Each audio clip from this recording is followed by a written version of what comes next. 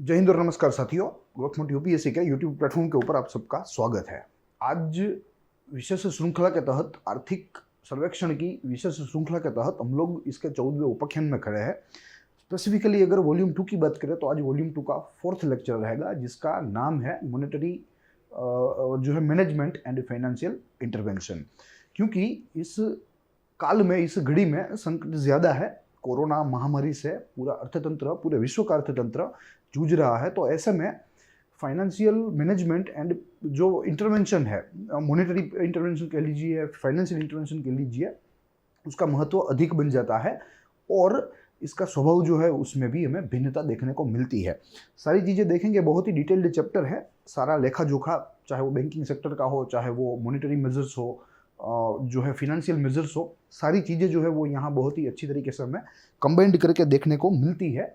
यहाँ से हमें ओवरव्यू लेना है, देखेंगे, समझेंगे सारे इस चैप्टर को। इनमें से जो परीक्षा संबंधी जो माहितियाँ हैं उनका ओवरव्यू लेंगे। प्लस जैसे मैंने आपको बताया कि यहाँ इस श्रृंखला का जो ऑब्जेक्टिव है, जो फंडामेंटल ऑब्जेक्टिव है, वो है विहंगावलोकन लेना, ओवरव्यू लेना। हम लोग यहाँ टेक्निकलिटी से बात नहीं करते, हम लोग यहाँ चीज़ों को सरलता से समझते हैं, कहानी के रूप में समझते हैं। और अगर आप इकोनॉमिक्स यानी कि अर्थशास्त्र के ऑप्शनल के अभ्यर्थी है तो मुझे लगता है कि इस पूरे दस्तावेज का आपको बहुत ही गहन विश्लेषण, गहन अभ्यास करना पड़ेगा।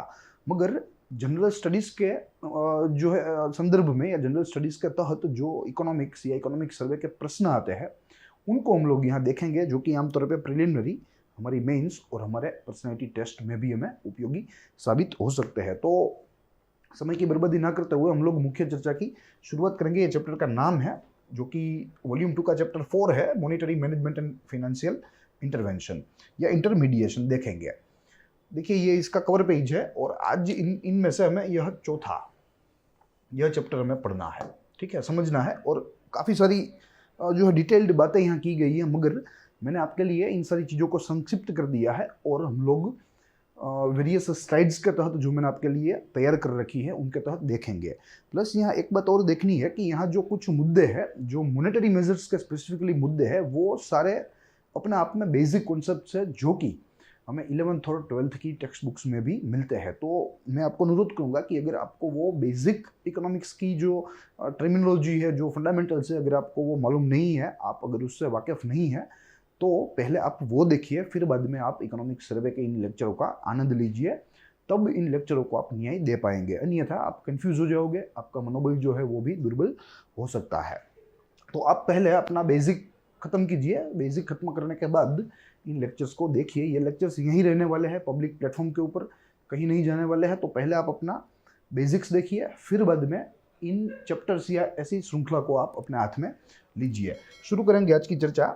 देखिए, जैसे मैंने आपको शुरुआत में ही बताया कि सामान्य जो प्रबंधन होता है, मॉनेटरी प्रबंधन, उससे वर्ष 2020-21 का प्रबंधन थोड़ा भिन्न था, क्योंकि इसमें एक फैक्टर इंक्लूड था जो आमतौर पे अन्य वर्षों में यह फैक्टर इंक्लूड नहीं होता, और यह फैक्टर है कोविड का। It is once in a century crisis. और जैसे हमें मालूम है कि जो ये कोविड की महामारी है, इसने मल्टी सेक्टरल इफेक्ट दी है, चाहे वो इकोनॉमिक जो है एस्पेक्ट में हो, चाहे वो कल्चरल एस्पेक्ट में हो, चाहे वो किसी और एस्पेक्ट में हो। तो आमतौर पे इस साल का जो प्रबंधन है उसका स्वभाव थोड़ा सा भिन्न है। आरबीआई व सरकार बहुत ही जो है पुरुषार्थ कर रही है, बहुत ही काम कर रही है, ताकि अच्छे से अच्छा मॉनेटरी मैनेजमेंट हो, अच्छे से अच्छा फाइनेंशियल इंटरमीडिएशन हो।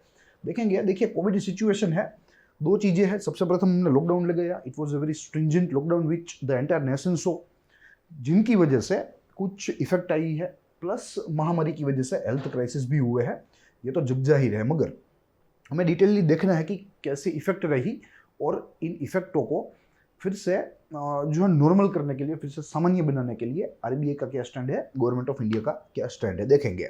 देखिए, लॉकडाउन से क्या हुआ कि फैक्ट्रीज जो है वह बंद हो गई, फैक्ट्रीज को ताले लग गए, ठीक है, जिसकी वजह से जो एग्रीगेट सप्लाई थी, जो आपूर्ति थी, उसको क्षति पहुंची, वो प्रभावित हुआ, और अपने आप में एग्रीगेट सप्लाई जो है वो नीचे आ गया, यानी कि एग्रीगेट सप्लाई डिक्रीज्ड। फिर फैक्ट्री शट हुई तो बट ऑब्वियस है, many have lost their jobs. In fact crores of Indians have lost their job during this pandemic, during this particular lockdown.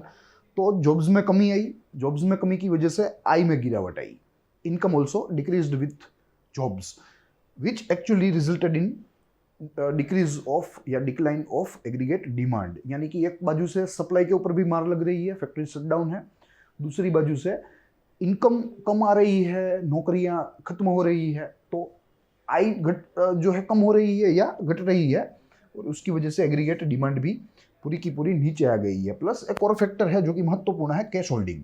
देखिए यह एक मनोवैज्ञानिक कारण है कि ऐसी महामारियों में, ऐसी अनसर्टेन सिचुएशंस में इंडिविजुअल्स जो होते हैं वो अपने पास कैश होल्ड करना चाहते हैं। वो फिजूल की जो अपनी जो मांगे हैं वो अब पूर्ण नहीं करेंगे, मगर अपने साथ नकद रुपए रखेंगे। ठीक है, तो अपने आप में यहाँ कैश होल्डिंग इंक्रीज हुआ, which also resulted in decrease of aggregate demand.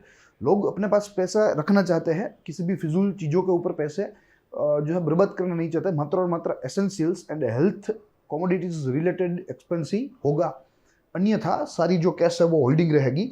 तो अपने आप में डिमांड जो है वो नीचे नीचे आ गई है। तो this was the repercussion of Covid. अब हेल्थ क्राइसिस की बात करें तो यहाँ हमें मालूम है कि the entire health sector was actually suppressed, the entire health sector was affected. Plus poverty में भी भारत में भारी जो है इजाफा देखने को मिला है। There is a steep rise in the levels of poverty amid pandemic. तो ये पूरा जो है इसका परिणाम है। अब इनका सॉल्यूशन हमें देखना है। सॉल्यूशन काफ़ी सारे जो है चरणों में हो सकता है, मगर स्पेसिफिकली इस चैप्टर में जिन टॉपिकों का जिक्र किया है उनको हम लोग यहाँ थोड़ा डिटेल में सविस्तार देखेंगे। देखिए एक चार्ट, स्मार्ट आर्ट है आपके सामने, जहाँ सॉल्यूशंस की बात की गई है। There are 4 organs of this particular solution. The first one is fiscal measures, second one is monetary, third one is financial market, and the fourth one, last one is structural. आज का जो बातों का टॉपिक है हमारा, इस chapter का topic है, वो है 2 and 3। ठीक है, 2 के 4 भाग है और वहीं फिनेंशियल मार्केट है, उसके 6 बिंदु है। इनको देखना है, इनमें से जो महत्वपूर्ण है, अति महत्वपूर्ण, उनकी हम लोग यहाँ सविस्तार चर्चा करेंगे। मगर इनमें से जो मॉनेटरी मेजर्स वाला है ये एकदम बेसिक जो है पूरा कॉन्सेप्ट है। ठीक है, ये सारी चीज़ें हमें लगभग 12th में जो है पढ़ाई जाती है कि कैसे आरबीआई जो है वो मॉनेटरी पॉलिसी क्राफ्ट करता है, कैसे आरबीआई मॉनेटरी पॉलिसी की वजह से लिक्विडिटी, मनी सप्लाई इत्यादि चीज़ों पर अपना प्रभुत्व बनाए रखता है। तो वो बहुत ही बेसिक है। प्लस यहाँ फिनेंशियल मार्केट के कुछ टॉपिक ऐसे हैं जो कि हमारे लिए नए हो सकते हैं, परीक्षाओं में भी पूछे जा सकते हैं, इकोनॉमिक सर्वे से ये सारी चीज़ें हमें मालूम पड़ती है। We will quickly go through it, फिर after that we will deal with it one by one. देखेंगे first of all monetary measures में रेपो रिवर्स रेपो रेट है, B is open market operations, C is targeted long term repo operations, and D is CRR यानी कि cash reserve ratio, SLR statutory liquidity ratio, and MSF यानी कि marginal standing facility. तो इन सारे मुद्दों को समझेंगे जो कि अपने आप में बेसिक स्वभाव के हैं या प्राथमिक स्वभाव के हैं। फिनेंशियल मार्केट की बात करें तो 6 बिंदु है। सबसे प्रथम मनी सप्लाई यानी कि लिक्विडिटी, दूसरा मनी मल्टीप्लायर, तीसरा पॉलिसी कॉरिडोर, चौथा है मॉनेटरी पॉलिसी ट्रांसमिशन, उसके बाद मोरेटोरियम जो कि घोषित किया गया था कोरोना महामारी को ध्यान में रखते हुए, और अंत में NBFC एंड देयर हेल्थ। ये सारी चीज़ें हमें आज देखनी है। जैसे मैंने आपको बताया, पहला जो आज का जो भाग है, विभाग है, वो अपने आप में बेसिक है, मगर फिर भी यहाँ मैं आपको रेफरेंस देता चलूँगा। मैंने कुछ स्लाइड्स आपके लिए तैयार कर रखी है ताकि चीज़ों को तेज़ी से समझा जा सके। देखेंगे सबसे प्रथम इनमें से रेपो रिवर्स रेपो रेट। देखिए रेपो और रिवर्स रेपो रेट अपने आप में एक इंटरेस्ट रेट्स है, वे एक ब्याज के दर है। तो अब देखना है कि देखिए सबसे प्रथम तो आरबीआई है जिनका कद बड़ा है बैंकों से। क्या होता है, आरबीआई जब पैसा लैंड करता है बैंक को, ठीक है, कि आप इतने पैसे जो है वो आप रख सकते हो, in return bank has to pay them interest. तो जब आरबीआई पैसे, देखिए यहाँ लैंड्स मनी है, बैंकों को देता है और बैंक उसके सामने उनको इंटरेस्ट देते हैं, तो इसे कहते हैं रेपो रेट।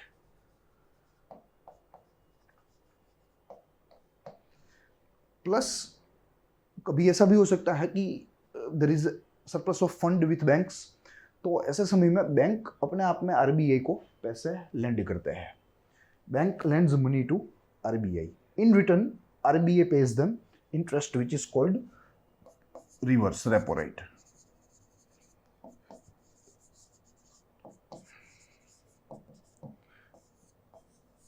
अब जब RBI बैंक को पैसा देगा तो उसी पैसों को बैंक जो है वो आगे रिटेल कस्टमर्स को लोन देगी, सपोज से एट द रेट ऑफ 5%। यहाँ रेपो रेट है 4%, रिवर्स रेपो रेट है 3.5% और बैंकिंग रेट जो है, बैंक रेट जो है वो है 5%। यानी कि जब कोई भी व्यक्ति यहाँ से लोन लेगा बैंक से तो उस व्यक्ति को या उस कंपनी के समूह को या व्यक्तियों के समूह को बैंक को 5% इंटरेस्ट पे करना पड़ेगा या करना होता है। तो ये रही बैंक रेट की बात। अब यहाँ क्या होता है कि जब RBI को लगे कि इकोनॉमी में डिमांड नहीं है, डिमांड को रिवाइव करने की ज़रूरत है, तो बैंक यहाँ से रेपो रेट को कम करता है। उसकी इफेक्ट क्या होती है कि बैंक को इतना कम ब्याज देना पड़ेगा RBI को, क्योंकि ब्याज दर कम किया गया है।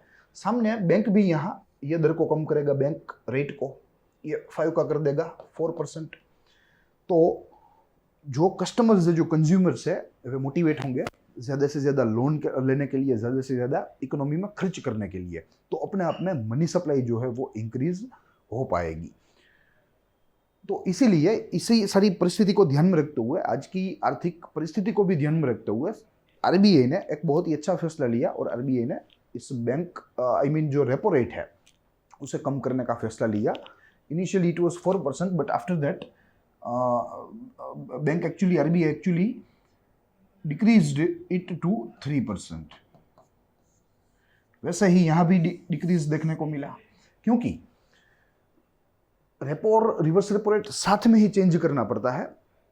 देखिए, वैसे कोई ऐसी टेक्निकल बात नहीं है कि उसे करना ही पड़ता है, कोई ऐसा नियम नहीं है, मगर अगर ना करे तो क्या होगा। देखिए, अब 3% है, ठीक है, तो आज अनसर्टेनिटी का माहौल है।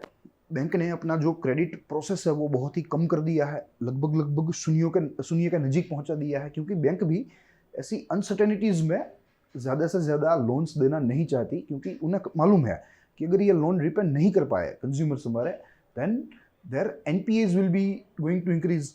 तो इन सारी चीज़ों को ध्यान में रखते हुए बैंक क्या कहती है कि भाई अभी हमें बाहर लोगों को पैसे नहीं देने हैं इन द फॉर्म ऑफ लोन, ठीक है, तो वो पैसे यहाँ से फिर से RBI को देगी। अब अगर रेपो रेट को कम किया है, रिवर्स रेपो रेट को कम नहीं किया है, तो जब RBI बैंक को पैसे देगी तो bank will only give 3% interest. But वही पैसे अगर बैंक RBI को फिर से लेंड करे वही पैसे, तो उन्हें जो ब्याज मिलेगा वो मिलेगा 3.5%। तो यहाँ तो बैंक का प्रॉफिट है। तो ऐसा ना हो और बैंक्स जो है वो ज़्यादा से ज़्यादा प्रोडक्टिव सेक्टर में, पूरी इकोनॉमी में अपने पैसे देने के लिए मोटिवेट हो, इसी के लिए, इस हेतु से रिवर्स रेपो रेट जो है उसके साथ ही रिवर्स रेपो रेट को भी कम किया जा सकता है, वरना यहाँ RBI के लिए घाटे का सौदा हो सकता है। क्योंकि RBI ने जिस उद्देश्य के साथ रेपो रेट को कम किया कि लोगों तक लिक्विडिटी पहुंचे, लोगों तक ज़्यादा पैसा पहुंचे, वो तो वहाँ पहुंच ही नहीं रहा, because due to uncertainty banks are not willing to provide loans to retail customers, so they will invest their fund, the entire fund into RBI again, because they are getting 3.5% interest. तो यहाँ 0.5% का इनको जो है profit मिल रहा है। तो ऐसी अनसर्टेनिटी भरी सिचुएशन में बैंक जो है वो बाहर इकोनॉमी में पैसा नहीं देगी, मगर वो अपने आप में फिर से RBI में ही चैनलाइज करेगी। तो ये चीज़ ना हो और ज़्यादा से ज़्यादा लिक्विडिटी इकोनॉमी में बनी रहे, उसके लिए रेपो रेट के साथ ही रिवर्स रेपो रेट को भी कम किया जा सकता है। जब RBI ने जब रेपो रेट 4 to 3 करा, तब यहाँ भी कटौती देखने को मिलती है। अन्यथा जो उद्देश्य के साथ रेपो रेट कम किया जाता है वो उद्देश्य ही प्राप्त नहीं हो पाता। तो इसीलिए दोनों के बीच में जो दोनों को एक साथ में ही अपने आप में कम किया जा सकता है, या जब बढ़ाना हो तो बढ़ाया जा सकता है। तो ये बात रही रिवर्स रेपो रेट और रेपो रेट की। अब देखिए क्या होगा कि in crisis bank slow down credit process, जिसका जिक्र हमने किया, क्योंकि आगे अनसर्टेनिटी है, कुछ चित्र जो है वो स्पष्ट नहीं है, तो इसीलिए बैंक अपनी क्रेडिट प्रोसेस कम कर देगी और वही फंड को वो फिर से चैनलाइज करेगी यहाँ से RBI में, क्योंकि RBI is a is a reliable destination for their fund. दूसरा, bank invest their fund in RBI as loans to RBI. Yes, तो जो एक्सेस मनी होगी बाजार में नहीं देनी है, इकोनॉमी में नहीं देनी है, तो वो चैनलाइज करेंगे फिर से आरबीआई में, वहां से उनको रिवर्स रेपो रेट मिल सकता है. मगर यहाँ जो डिफरेंस है रेपो रेट और रिवर्स रेपो रेट का, वो क्या होना चाहिए? क्या वो कम बेनिफिशियल है अर्थतंत्र के लिए, क्या वो ज्यादा बेनिफिशियल है? तो इस बात से हम ये कह सकते हैं कि जितना डिफरेंस ज्यादा रहेगा रेपो रेट और रिवर्स रेपो रेट में, उतनी ही बैंक्स इकोनॉमी में पैसे देने के लिए, प्रोडक्टिव सेक्टर में पैसे देने के लिए मोटिवेट होंगी, और जो है उनको प्रेरणा मिलेगी ज्यादा से ज्यादा पैसे वे बाहर हमारे अर्थतंत्र में दे, ना कि आरबीआई को. तो यहाँ इस जो है प्रश्न का उत्तर होगा कि yes, it is beneficial, but obviously जितना ज्यादा गैप रहेगा रेपो रेट और रिवर्स रेपो रेट के बीच में, उतना लिक्विडिटी में भी हमें फायदा मिलेगा, उतनी लिक्विडिटी ज्यादा होगी. In short, more difference between repo and reverse repo is beneficial for the economy, is beneficial for the money supply and liquidation as well. तो यहां से डिफरेंस की बात क्लियर हो गई दोनों में, जितना डिफरेंस ज्यादा उतना अच्छा.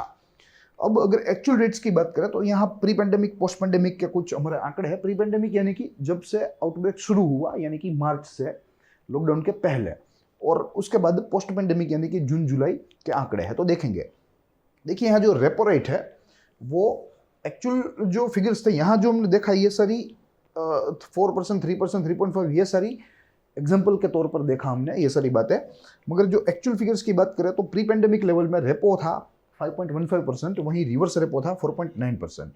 मगर फिर कम कर दिया गया, पोस्ट पेंडेमिक में इसे 4% कर दिया गया, ताकि ज़्यादा से ज़्यादा लोन लेने के लिए लोगों को प्रेरणा मिल सके, उनको जो है लोन जो है वो सस्ती लगे, द लोन्स बिकम चीप.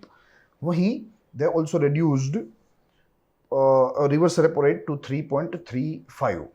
ठीक है, दोनों को साथ में ही कम किया, वरना जिस हेतु के साथ रेपो रेट को कम किया जाए वो हेतु ही जो है परिपूर्ण नहीं हो सकता. तो यही चीज है जो मैं यहाँ देखनी थी. अगर आज का डिफरेंस की बात करें तो there is 0.65% difference between repo and reverse repo. ठीक है, विच इज एक्चुअली बेनिफिशियल. अभी ये डिफरेंस ज्यादा, जैसे जितना ज्यादा हो उतना बेनिफिट जो है अर्थतंत्र को मिलेगा, इन the form of increasing money supply. ठीक है, तो ये पहला मुद्दा था जो कि एकदम बेसिक था. उसके बाद open market operations, OMO, shortly it is known as, ये भी एक बहुत ही इजी है प्लस बेसिक है.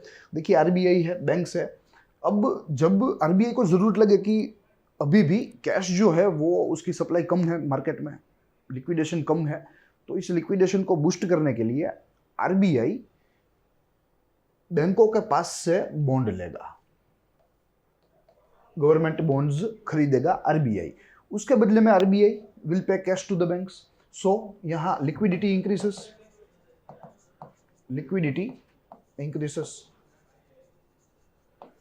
बैंक की लिक्विडिटी इंक्रीज हुई तो बट ऑब्वियस है कि उसका जो है उसकी सकारात्मक असर पूरे अर्थतंत्र के ऊपर पड़ेगी. पूरे अर्थतंत्र में पैसे जो है वो ज्यादा दिखने लगेंगे. Liquidation will actually increase. So far, यानी कि इस पेंडेमिक समय में ही ₹2.7 lakh crore cash is given by this open market operation by RBI to various banks. बहुत ही महत्वपूर्ण है, इजी है, मगर जो है इसे समझना होगा कि कैसे ये वर्क करता है. यहाँ बॉन्ड्स लेने की बात है. ठीक है, आगे एक टॉपिक ऐसा आएगा जिसमें bond as a collateral security रखनी है, फिर से वापस ले लेना है. यहाँ मात्र और मात्र बाय की बात है. यहाँ कोलेट्रल, कोई मॉर्गेजिंग की कोई यहाँ बात नहीं होती है. तो अपने आप में it is a type of A trading. ये रही ओपन मार्केट ऑपरेशन की बात. आगे देखें तो मॉनेटरी मेजर्स जिनमें हमें TLTRO देखना है, which means targeted long term repo operations. Targeted long term repo operations बोला है. देखिए इसमें क्या है, एक ही भिन्नता है. ओपन मार्केट ऑपरेशंस और TLTRO में एक ही छोटी सी भिन्नता है. देखिए अब जब repo rate, reverse repo rate, open market operations, ये सारी चीजें करने के बाद भी अगर बैंक्स को फंड चाहिए, अगर बैंक्स में शॉर्टेज है फंड की, तो वे आरबीआई के पास से फंड ले सकते हैं. ठीक है, it's a type of a window. और इसके तहत आरबीआई जो है उनको कैश देगी. मगर कैसे? देखिए RBI will provide cash to banks. In return banks will provide government securities as a collateral, यानी कि एक प्रकार का मॉर्गेज है। यहाँ बाई की बात नहीं है। ओपन मार्केट ऑपरेशन में हमने क्या देखा था, बैंक्स से आरबीआई बॉन्ड्स खरीदेगी, यहाँ खरीदने की बात नहीं है। यहाँ बैंक्स को जब पैसों की जरूरत लगे तो वे आरबीआई को रिक्वेस्ट करेंगे और RBI in this particular targeted repo operation form RBI will provide them cash. In return banks will provide government securities which are actually high grade high quality bonds in the form of a collateral. फिर बाद में जब bank के पास फिर से liquidity आएगी तो वो आरबीआई को पैसे दे देगी, आरबीआई उसको गवर्नमेंट सिक्योरिटीज वापस कर देगी। ठीक है, तो यह प्रकार की विंडो है बैंक्स के लिए जब बैंक को पैसों की ज़रूरत पड़े तब।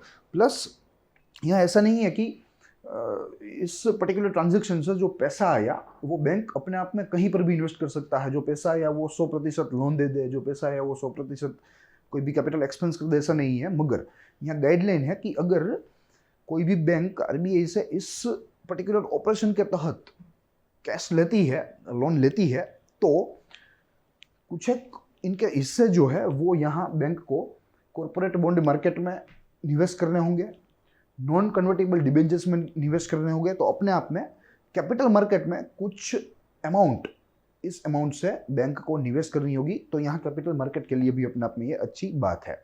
रही बात इस पर्टिकुलर ऑपरेशन की, तो इसकी टर्म होती है अप टू 3 ईयर्स, 1 2 3 वर्ष तक ये जो है बात चल सकती है, ऐसा ट्रांजेक्शन हो सकता है।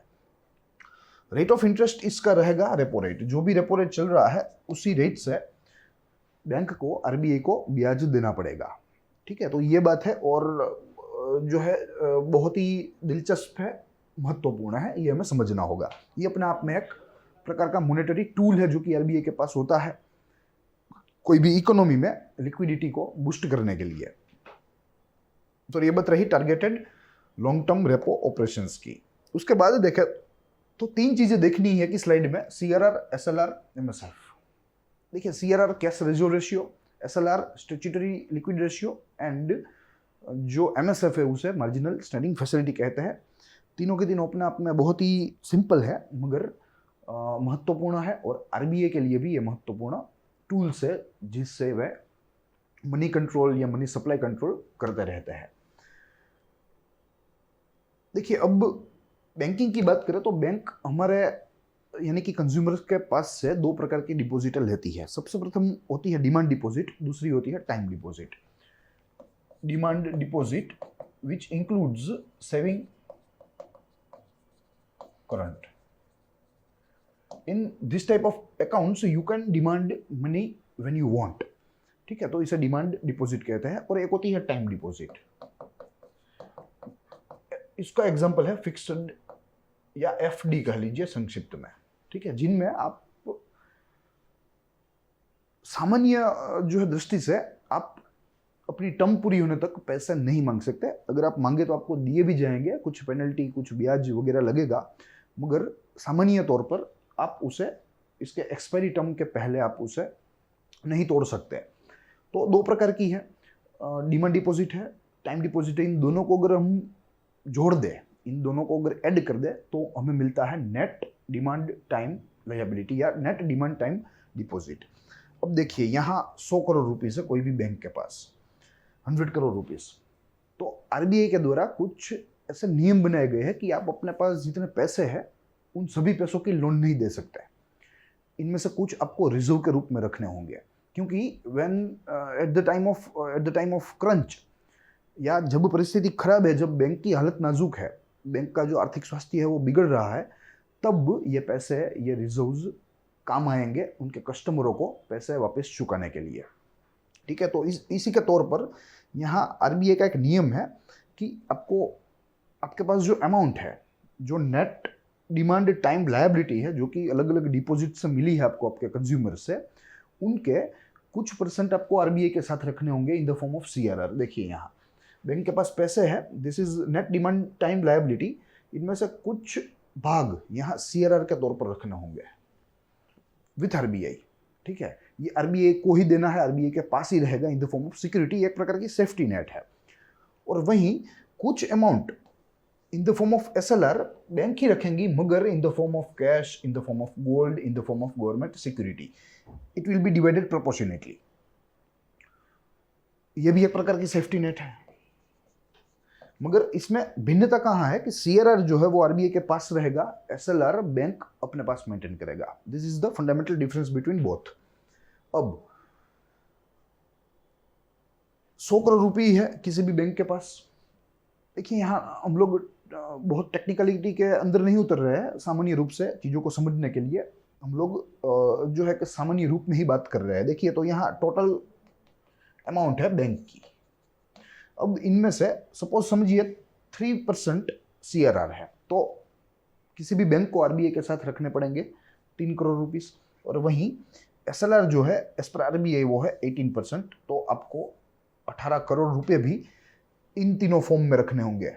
18 करोड़ में से 6 करोड़ आप कैश में रखे, 6 करोड़ का गोल्ड ले लीजिए, 6 करोड़ के गवर्नमेंट बॉन्ड्स या गवर्नमेंट सिक्योरिटी ले लीजिए, मगर एक प्रकार से सेफ्टी नेट आपको रखनी है। अब क्या होगा देखिए, तो इस पर्टिकुलर जो है मुद्दे के तहत बैंक्स के लिए एक और विंडो खुला है फंड रेज करने का, जिसे मार्जिनल स्टैंडिंग फैसिलिटी कहा जाता है। आमतौर पे ये मार्जिनल स्टैंडिंग फैसिलिटी एसएलआर के ऊपर होती है कि अगर आपने एसएलआर रखा है तो आप एसएलआर के 2% जो है और लोन ले सकते हैं आरबीआई से। ठीक है, तो इसे मार्जिनल स्टैंडिंग फैसिलिटी कहते हैं। ये अपने आप में एक टूल है, मॉनेटरी टूल है बैंकों के लिए, एक प्रकार की विंडो है। अब हुआ क्या, देखिए जब महामारी शुरू हुई तो उसके पहले हमारा जो सीआरआर था वो था 4%, मगर बिजनेस डाउन था, इस समय लॉकडाउन था, बैंकों की परिस्थिति भी नाजुक थी, अर्थतंत्र में सप्लाई नहीं था। तो इन सारी चीज़ों को ध्यान में रखते हुए आरबीआई ने बताया कि भाई चलो ठीक है, आप जो 4% सीआरआर रख रहे हो वो आप मात्र 3% रख दो। यानी कि अगर यहाँ 4 होता तो हमें यहाँ 4 करोड़ रखने होते हैं, यहाँ 3 है तो हमें यहाँ 3 करोड़ रखने हैं। ठीक है, तो एक प्रकार से बैंकों के पास लिक्विडिटी बढ़ी, बैंकों के पास फंड बढ़े। प्लस अगर डेली सीआरआर की बात करें, देखिए डेली बेसिस के ऊपर भी बैंकों को सीआरआर मेंटेन करना पड़ता है। ठीक है, वो आम दृष्टि से 90% होता है, मगर यहाँ बैंक ने यानी कि आरबीआई ने कोविड सिचुएशन की वजह से और इस कॉन्सिक्वेंसेस को ध्यान में रखते हुए डेली बेसिस सीआरआर में भी थोड़ा सा जो है थोड़ी सी गिरावट की है। उसमें दे डिक्रीज्ड फ्रॉम 90 to 80%। ठीक है, फोर्टनाइटली या at the end of the month जो सीआरआर आता है उसमें तो पूरा का पूरा उन लोगों को मेंटेन करना पड़ता है, मगर ऑन डेली बेसिस एक फ्लेक्सिबिलिटी बैंक्स को मिलती है फ्रॉम आरबीआई, और उसमें और फ्लेक्सिबिलिटी आरबीआई ने दे दी इस कोविड महामारी को ध्यान में रखते हुए। रही बात एसएलआर की, तो इसमें भी ऐसा ही हुआ। जो आज 18% है वो 18.50 था, इनमें से आरबीआई ने कुछ कम किया और इस तरीके से बैंकों के पास फंड जो है वो थोड़ा सा ज़्यादा जमा हुआ। अब अगर एमएसएफ की बात करें, जो मैंने आपको बताया कि स्टैट्यूटरी लिक्विडिटी रेशियो है, उनके ऊपर उनको 2 या 3% तक की जो अधिक लोन है वो मिल सकती है। तो ऐसे महामारी के समय में, ऐसे कठिन समय में जो एमएसएफ का जो दर था वो भी बढ़ा दिया गया। जो पहले 2% ही मिलता था एसएलआर का फंड, वो अब 3% मिलने लगा। तो अपने आप में बैंक के लिए यहाँ से भी फंड रेज किया जा सकता है। तो आरबीआई ने सीआरआर को कम करके वहाँ से फंड रेज करने की एक विंडो खोल दी।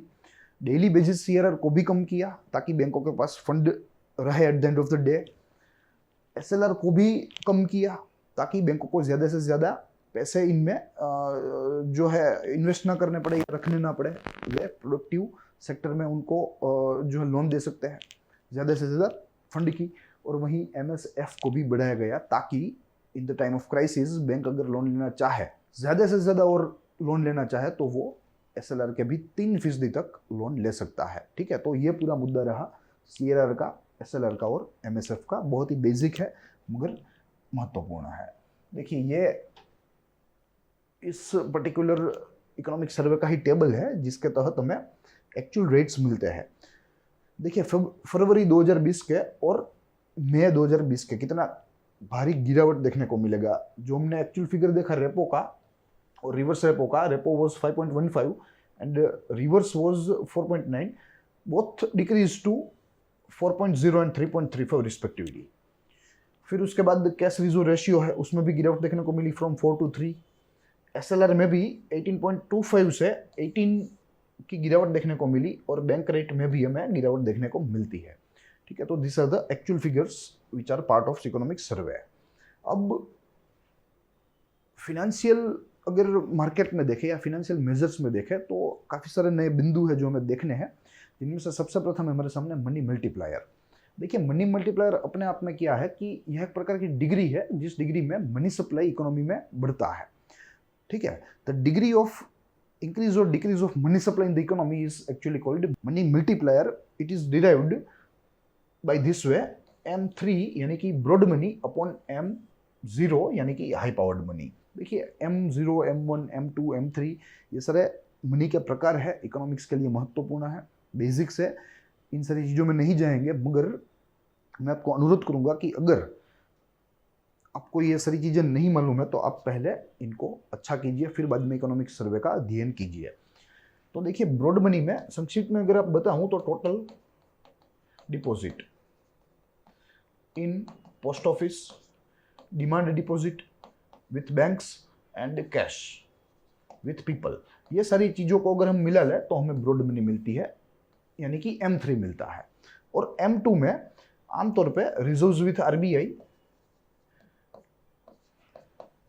And reserves with commercial bank, जिसे M0 कहते हैं या दूसरी भाषा में हाई पावर्ड मनी कहते हैं। ठीक है, अब सामान्य विज्ञान क्या है कि अगर यहां से MO को बढ़ाया जाएगा, इफ यू इंक्रीज M0, क्योंकि ये हायर मॉनेटरी अथॉरिटियों के द्वारा बनाया जाता है तो इसको इंक्रीज डिक्रीज किया जा सकता है एज पर नीड। तो अगर इसको इंक्रीज किया जाए तो बट ऑब्वियस है कि it will result in the increase of broad money, यानी कि M0 के इंक्रीज से M3 भी इंक्रीज होगा, ब्रॉड मनी भी इंक्रीज होगी। डिनोमिनेटर इंक्रीज हुआ, उससे न्यूमरेटर प्रभावित हुआ, अपने आप में ये पूरी टर्म जो है वो इंक्रीज होगी। Which means if we increase M0 then M3 will increase and it will result in increase of money multiplier। यानी कि एक प्रकार से देश में, अर्थतंत्र में मनी की जो सप्लाई है उसमें इजाफा, बढ़ावा देखने को मिलेगा। मगर in the case of India परिस्थिति पूरी विपरीत है। RBI ने MO बढ़ाने का ट्राई किया, MO बढ़ा, उसकी असर आई M3 पर, M3 भी बढ़ा, मगर इसकी कलेक्टिव असर यहाँ M मल्टीप्लायर या मनी मल्टीप्लायर के ऊपर आई नहीं। This is strange but it is a fact that Bharat के केस में ये बात साबित नहीं हुई कि MO बढ़ाने से M3 बढ़ेगा और इन दोनों से मनी मल्टीप्लायर बढ़ेगा। वैसे बढ़ता है सामान्य संजोगों में, मगर इस बार नहीं बढ़ा। उसका क्या कारण हो सकता है? उसका एक ही कारण हो सकता है जो हमने थोड़ी देर पहले ही चर्चा करी, और यह कारण है रेपो और रिवर्स रेपो का। देखिए, टेंडेंसी ही नहीं है बैंक की अनसर्टेनिटी में लोन देने की। ठीक है, तो वे क्या करेंगे कि जो फंड उनके पास एक्सेस कलेक्ट होता है, जो सरप्लस होता है, वो अपने आप में वे चैनलाइज करेंगे फिर से बैंक से RBI में। They will not go to economy, open economy, they will not go to retail consumers, retail customers, but rather they will choose to go with RBI। क्योंकि अनसर्टेनिटी का माहौल है, वे लोग अपनी लोन्स को, अपने एसेट्स को जो है बैड नहीं करना चाहते, स्ट्रेस्ड नहीं करना चाहते, तो ये सारा फंड यहाँ ये लोग फिर से वापस RBI में ही डाल रहे हैं। तो इसकी वजह से जो इफेक्ट यहाँ आने के जो है आने के साथ आनी चाहिए, जो फंड यहाँ आया होता तो यहाँ मनी सप्लाई बढ़ जाती, मनी लिक्विडिटी बढ़ जाती, मगर ये फंड यहाँ मार्केट में आने की वजह से it is further going to RBI again. तो इसकी वजह से मनी मल्टीप्लायर का असर भारत में 2020 के वर्ष में नहीं देखने को मिलता है, क्योंकि there was a uncertainty and banks were not actually they were not seeking for more loans, they were seeking for security. तो इसलिए वे अपना फंड RBI में डायरेक्ट कर रहे थे, तो इसकी वजह से मनी मल्टीप्लायर के ऊपर उसकी कोई असर नहीं हो रही थी। ये इसका जवाब है। अब अगर इंडिया ट्रेंड की बात करें तो आमतौर पे तो जैसे मैंने आपको बताया कि M0 M3 से मनी मल्टीप्लायर बढ़ेगा, मगर 2020 में नहीं बढ़ा। देखिए 1980 से 2016 तक ये फॉर्मूला काम करी, मनी मल्टीप्लायर बढ़ता रहा। जब जब M0 को बढ़ाया गया उसकी वजह से M3 बढ़ा, उसकी वजह से पूरा मल्टीप्लायर बढ़ा, मगर इन केस ऑफ 2020 ये बढ़ा नहीं। तो इसके जवाब में आप यह एक्सप्लेनेशन लिख सकते हैं कि in the period of uncertainty banks were not seeking to grow their credit, so they gradualized their credit process and it resulted in the diversion of funds from banks to RBI, not in the open economy, and that is the reason that money multiplier was not increased despite the increase in M0 and M3 money। तो ये इसका explanation है। देखिए यह money multiplier है, आप देखिए यहाँ कितना नीचे गिरता हुआ आपको देखने को मिलेगा, नीचे जाता आपको दिख रहा है। तो this is the effect which we सो।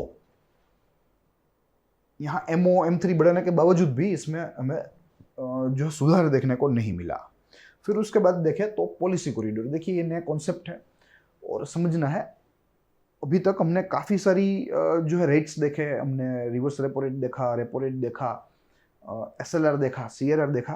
अब एक यहाँ से एक नया कॉल रेट देखना है। देखिए जब बैंक्स को पैसों की ज़रूरत होती है, जब बैंक्स शॉर्टेज में चल रही होती है, आमतौर पे ऐसे समय में शॉर्टेज ही चलता है, तो बैंक्स के लिए एक विंडो होता है कि वो अपने कोलिग बैंक्स, अपनी फ्रेंड बैंक्स को वेरी शॉर्ट टर्म के लिए पैसे वहाँ से उधार ले सकते हैं। इन रिटर्न दे पे देयर इंटरेस्ट। ये शॉर्ट टर्म यानी कि एक दिन होता है, 24 घंटे होता है। तो उस 24 घंटे का पैसे लेने का जो ब्याज है, उस ब्याज के दर को कॉल रेट कहते हैं, शॉर्ट टर्म इंटरेस्ट रेट। यहां मैंने लिखा है इट्स अ 1 डे।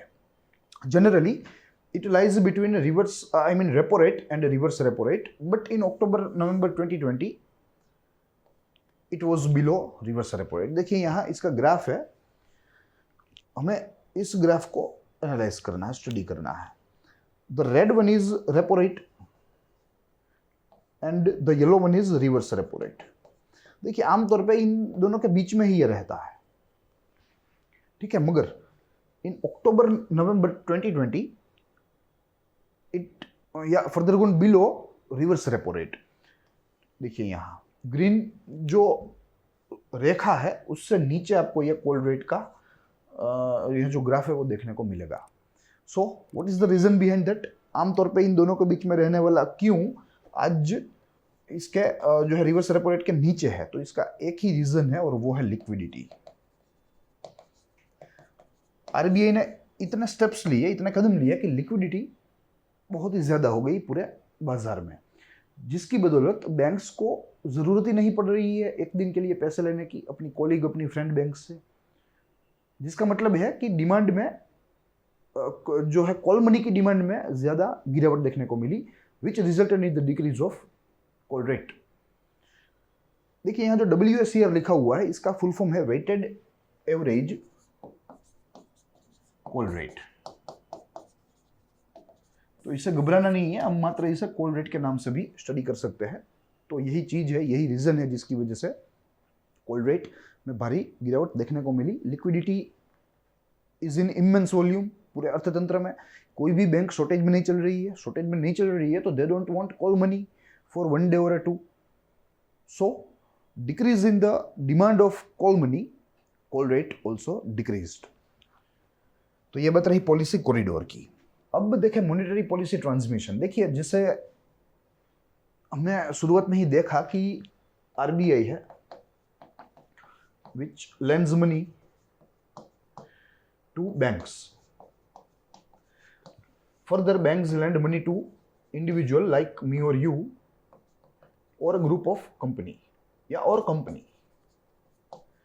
अब आरबीआई 4% रेपो रेट से दे रहा है बैंक को पैसा, बैंक उसी पैसे को मेरे और आप जैसे इंडिविजुअल्स को दे रहे हैं एट द रेट ऑफ 5% और से 6%। अब आरबीआई ने रिवर्स रेपो रेट में गिरावट दिखाई, गिरावट करी। RBI made 4% repo rate down to 3%।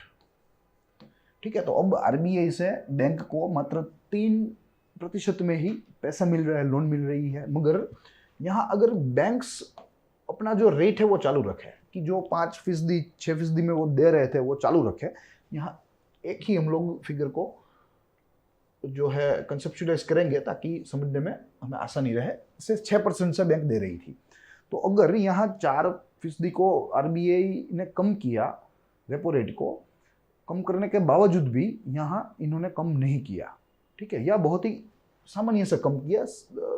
They made 5.7 out of 6। यहाँ 1% का जो है गिरावट देखने को मिली, यहाँ 0.3 की गिरावट देखने को मिली। सो the policy crafted by RBI, which means decreasing of repo rate, is not transmitting to bank, and from banks it is not transmitting to the individuals. अन्यथा इसका आरबीआई की पॉलिसी का लाभ जो है वो कंज्यूमर को, व्यक्तिगत लोगों को मिलना चाहिए, 1, 2, 3 लोगों को मिलना चाहिए, सारे लोगों को जो कि बैंकिंग सेक्टर के साथ जुड़े हुए हैं। मगर यहाँ बैंकों की वजह से ये लाभ नहीं मिल पा रहा है। So this is not called efficient policy transmission. If RBI decreases here, bank decreases here, then it is absolutely called efficient policy transmission. तो इस efficient policy या effective policy transmission को वास्तविकता में तब्दील करने के लिए RBI एक बेंचमार्क सेट्स के साथ आई है, जिनमें 4 के 5 बिंदु है, जिसके तहत ही अब बैंक्स को अपने जो रेट्स है वो रखने होंगे, ठीक है। तो अपने आप में ये एक इफेक्टिव पॉलिसी ट्रांसमिशन करने की दिशा में आरबीआई का अहम कदम है। वो बेंचमार्क जो है कोई पढ़ने की ज़रूरत नहीं है, उसमें काफ़ी सारी चीज़ें हैं जो कि अपना अपना नॉन टेक्निकल है, सामान्य दृष्टि के लिए इतना इनफ है। देखिए, अब हेल्थ ऑफ बैंक्स की बात है।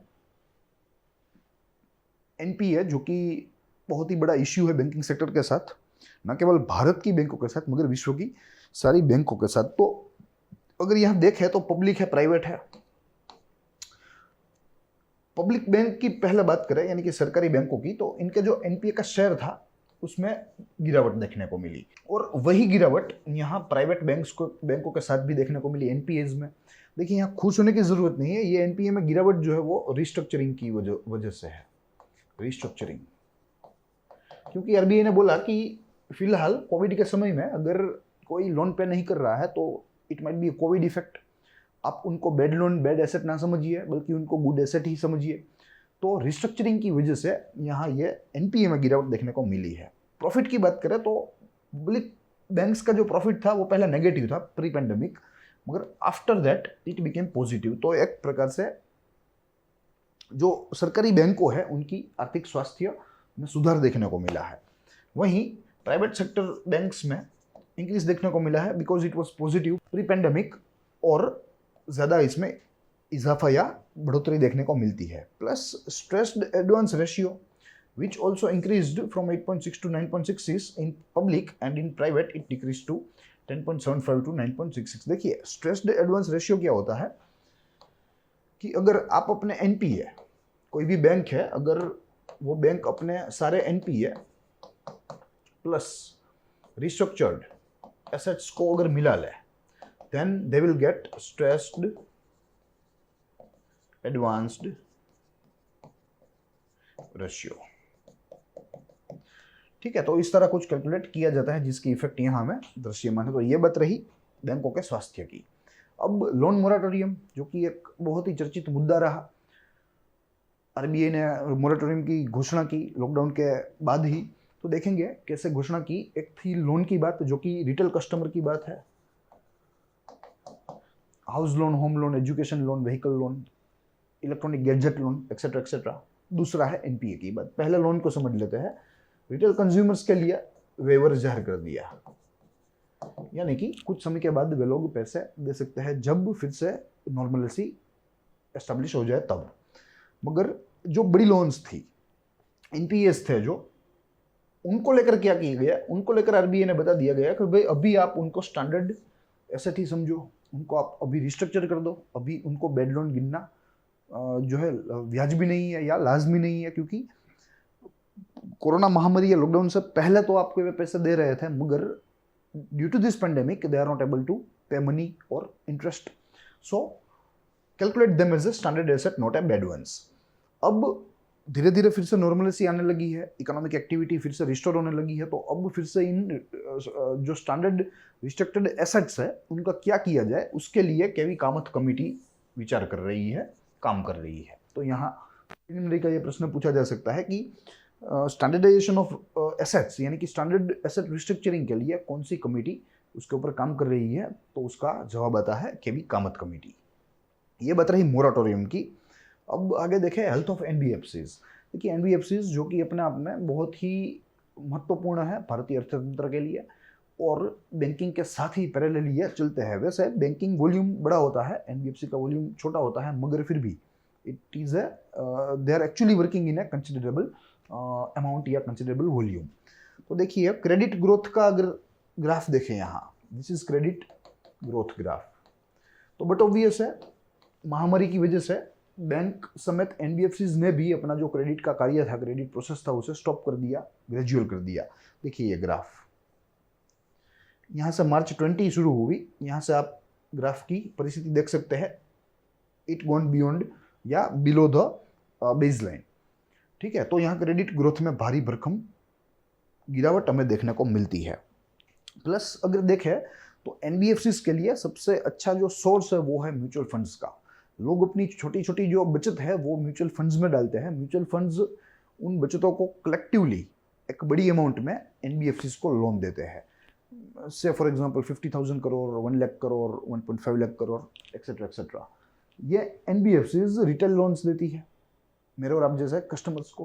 अब pandemic hit the country, hit the economy very hard, so जो यहाँ रिटेल लोन ली थी इंडिविजुअल्स लोगों ने, वो रिपे करना उन्होंने कर दिया बंद,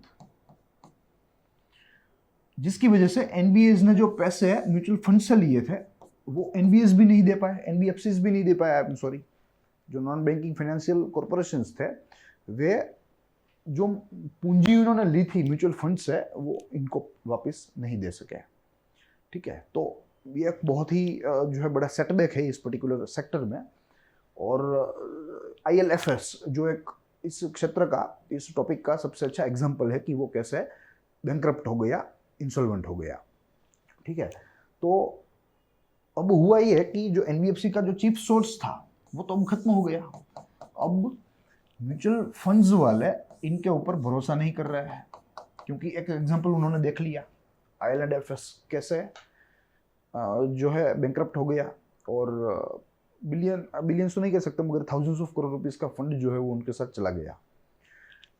ठीक है, तो अब इनका जो चीफ सोर्स है एनबीएफसी का वो खत्म हो गया, तो एनबीएफसी को अब नए सोर्स ढूंढने होंगे। ठीक है, क्योंकि म्यूचुअल फंड्स अब उनके ऊपर विश्वास नहीं करेगा। तो अपने आप में ये ट्रेंड थोड़ा सा एनबीएफसीज के लिए थोड़ा सा चिंता का कारण रहा, या आप कह लीजिए कि एक प्रकार से चिंताजनक है।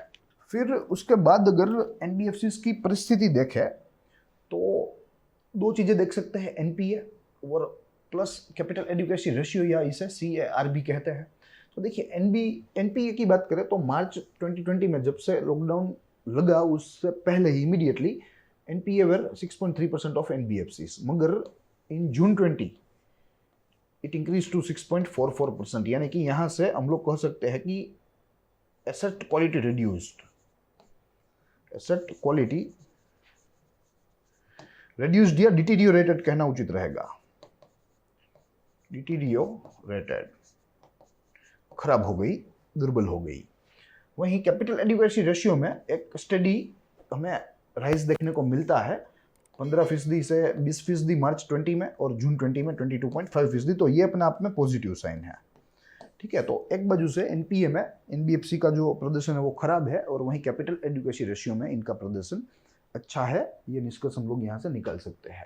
तो यही सारी चीज़ें हैं जो कि आज हमें इस चैप्टर के तहत समझनी थी।